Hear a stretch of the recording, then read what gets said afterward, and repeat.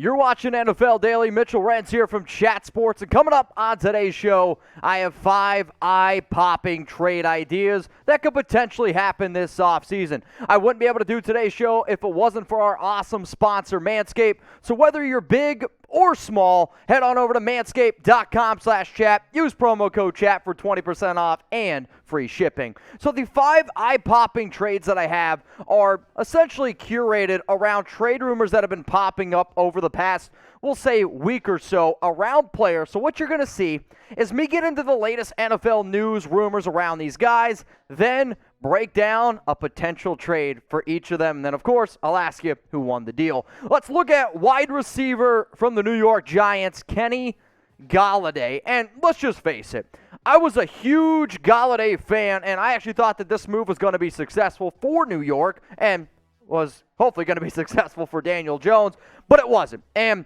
you sometimes just got to face the fact that it doesn't end up making sense. And if the Giants are able to move on from Kenny G, you save $17.75 million. Golladay has missed 17 games the past 2 seasons, and for a player who, let's face it, was supposed to give you legit wide receiver 1 potential, and somebody who had 11 touchdowns in 2019, this guy led the NFL in touchdown catches with 11, then he had 2, and then he had 0. So it's not 100% working out, and if you can move on, then let's make it happen. A team that I want to make a trade for a big-name wide receiver this offseason, it is the Chicago Bears. You have the money to make it happen. Is it a ballsy move? Yes. But Chicago has also watched Kenny Golladay, dominates maybe a strong word, play really well in that division before, not too long ago. Yes, it was Matthew Stafford, but Matthew Stafford's a big-arm quarterback. Justin Fields, also a big-arm quarterback. And if the Giants get a 5th-round pick, yeah, it's kind of a shitty move for them, but you'd end up moving on from a lot of money, which is what they try to do this offseason. So with every trade that you see, I am going to ask you, who do you believe won the deal? And make sure you're typing there for the Bears, CHI. That way, I know you're talking about the Bears. NYG for the New York Giants. That's what Chat Sports is all about, giving you the content, but also giving you a voice to, well, let us know what you're thinking. Well, we're going to stick here in the Big Apple, and I'm going to go with Mekhi Becton, offensive tackle for the New York Jets.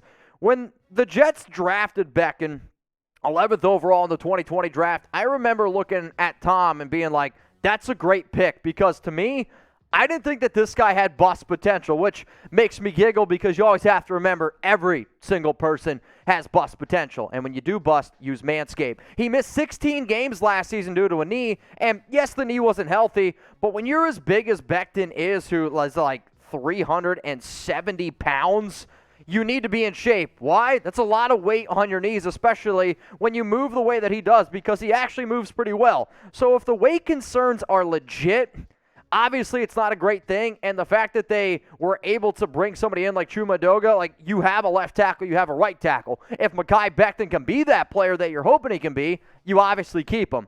If you're worried about it, it's time to move on. A team that I believe could be pretty aggressive this offseason and trying to add another tackle is the Los Angeles Chargers. Why? They've been aggressive this entire offseason, whether that's going out and getting J.C. Jackson, whether that's going out and getting Khalil Mack. If you're not confident in your right tackle, you got to keep Justin Herbert upright, especially when you're going up against defenses that have guys like Max Crosby, Chandler Jones, and then Chris Jones. I mean, there's a lot of talent in that division. So the Chargers, they get Mekhi Becton. The Jets, they receive a 2nd-round pick in next year's draft, and the Chargers also move on from Jerry Tillery, who's been struggling a little bit at the defensive tackle position. So who wins the deal, y'all? Let me know what you guys are thinking. If you think the Jets win this trade, type NYJ. If you're going to go with the Los Angeles Chargers, well, hey, type LAC. Next player up here for my trade candidate video, eye-popping trades, middle linebacker for the Minnesota Vikings, Eric Kendricks. And the Vikings, if they move on from him, they save $9.4 million. Personally, when I look at Kendricks, I view him as a traditional 4-3 middle linebacker. With new head coach Kevin O'Connell, they're going to go to a 3-4. Not that he can't do it, but I don't think that's where his best fit is. And if you're Minnesota and you can save that money, I do believe that you're better off allocating, pat on my back there for that word, allocating some of those funds to go somewhere else. He's 30 years old. All I'm saying is it might be not the best fit, and you could potentially move on from him right now. Remember, y'all, today's show, Turn On the Lights, is Manscaped, and I'm going to show you the deal that I have for Kendricks in just a second. But let's just say your nickname's Left-Hand Lotteray. Don't have that happen anymore. Get started with Manscaped. That way, somebody else can use their hands on you. We got the Platinum Package. Use promo code CHAT, and you can actually save up to 52%. What do I mean by that? Listen to this. If you just go to Manscaped and you try to get, the Lawnmower 4.0, the Weed Whacker, 2-in-1 shampoo conditioner, body wash, deodorant, crop preserver, crop reviver, Magic Mac, the Shed, and the Manscaped Boxers, that's going to cost you $256. No. If you go to manscaped.com/chat, use promo code chat, I feel like Billy Mays up here, you can get it for $123.99. That is saving you 52%. I understand Father's Day was away, but I'm about deals, y'all. And if you want a hell of a deal with products that they work, just telling you they work, then seriously, go to that link down there below, get rid of your George W., and make sure you're looking great the entire summer of Jones. Let's go now to trade idea number 3. The Browns, they receive Eric Kendricks. The Vikings, I have them getting Taki, who's a little bit more of a conventional coverage linebacker. I actually think he would probably fit in a 3-4 better. The Vikings then get a 4th and a 5th round pick in 2023. I know a lot of Vikings fans out there probably think that they can get more, and maybe you can, but for the Browns to take on that type of contract, I do think you get, well, not quite a 2nd or a 3rd round pick. So what do you think, y'all? Who wins the trade? Type MIN for the Minnesota Vikings. If you leave, the Vikings are in win now, but maybe you don't want to do this deal. For the Browns, though, I do think it helps out their linebacking unit. So please type CLE. Let's go to the wide receiver position now. It's Marvin Jones, who just turned 32 years old, and personally, I thought he's coming off a pretty solid season, considering the fact that he had to deal with Urban Meyer and Trevor Lawrence and just an absolute disgraceful team that the Jags tried to put together last season. Jacksonville signed Christian Kirk and Zay Jones, both deals that, let's face it, very questionable. Christian Kirk, 4 years, $72 million, laughable. Zay Jones, good player, 3 years, $30 million, laughable. The team, whoever ends up making a deal for Jones, would have to pay him $4.95 million.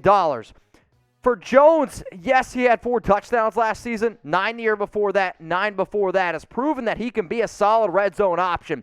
So if I'm thinking a solid red zone option, I'm looking for a team that needs a wide receiver. I don't give a shit that the Green Bay Packers went out and they got Sammy Watkins. There's already rumors that he might not even make the freaking team. The guy thinks he's a lizard, for goodness sakes. So go out, make a deal for Marvin Jones. Jags get a 5th round pick, and you get Aaron Rodgers, an extra red zone option.